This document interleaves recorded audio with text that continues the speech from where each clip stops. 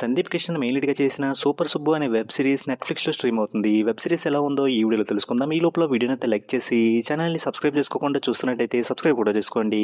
7 ఎపిసోడ్లతో 3 గంటల 45 నిమిషాల వరకు లెంత్ ఉన్న ఈ వెబ్ సిరీస్ చూసాక నాకైతే ఓకే పర్వాలేదనిపించింది. ఇంక ఈ వెబ్ సిరీస్‌లో అయితే పెద్దగా అడల్ట్ కంటెంట్ ఏం లేదు కానీ వెబ్ సిరీస్ అంతా కూడా సెక్స్ ఎడ్యుకేషన్ అని, ఫ్యామిలీ ప్లానింగ్ అనే టాపిక్‌లు అయితే వినిపిస్తానే ఉంటాయి. ఆ టాపిక్‌లు రిపీటెడ్‌గా వినడం ఇబ్బందిగా అనిపిస్తే ఈ సిరీస్‌ని ఫ్యామిలీతో చూడకపోవడమే బెటరు.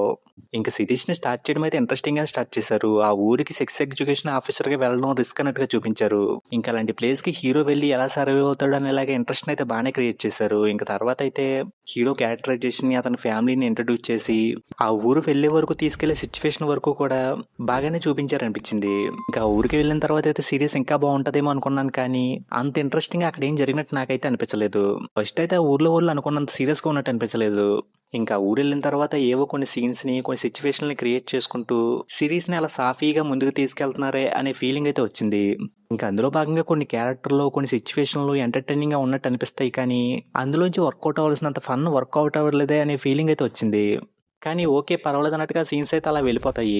ఇంకా ఆ ఊర్లో కొన్ని క్యారెక్టర్లతో హీరోకి ఎమోషనల్ బాండింగ్ వచ్చిందన్నట్టుగా చూపించారు. ఆ ఎమోషన్స్‌ని అయితే చూసే వాళ్ళకి కనెక్ట్ అయ్యేలా చేయలేదేమో అనిపించింది. ఇంక సిరీస్ క్లైమాక్స్‌ని అయితే కొంచెం ఎక్కువ సేపు లాగుతున్నారనే ఫీలింగ్ వచ్చింది. అలా వచ్చిన తర్వాత కూడా ప్రాపర్‌గా ఎండింగ్ ఇవ్వకుండా సిరీస్‌ని సగంలోనే ఆపేశారు అనే ఫీలింగ్ అయితే వస్తది. అవి చూసినప్పుడు ఏమనిపించిందంటే కొన్ని ఎపిసోడ్స్‌ని రిలీజ్ చేయలేదా? లేకపోతే అక్కడి నుంచి కథని సీజన్ 2లో చెప్దామని ఆపేశారనే డౌట్ అయితే వచ్చింది. ఇంకా అలాంటి ఎండింగ్ చూసాక కొంచెం ఎక్కువ డిసప్పాయింటింగ్‌గా అనిపించింది. ఇంక సిరీస్‌లో మెయిన్ లీడ్‌గా చేసిన సందీప్ కిషన్ అయితే టైమింగ్‌తో బాగా చేశాడు. అలాగే మురళీ శర్మ గారి క్యారెక్టర్ ఆయన పర్ఫార్మెన్స్ కూడా ఫన్నీగా బా అనిపించింది. ఇంకా మిగిలిన వాళ్ళందరూ కూడా వాళ్ళ క్యారెక్టర్‌లు తగ్గట్టుగా బానే చేశారు.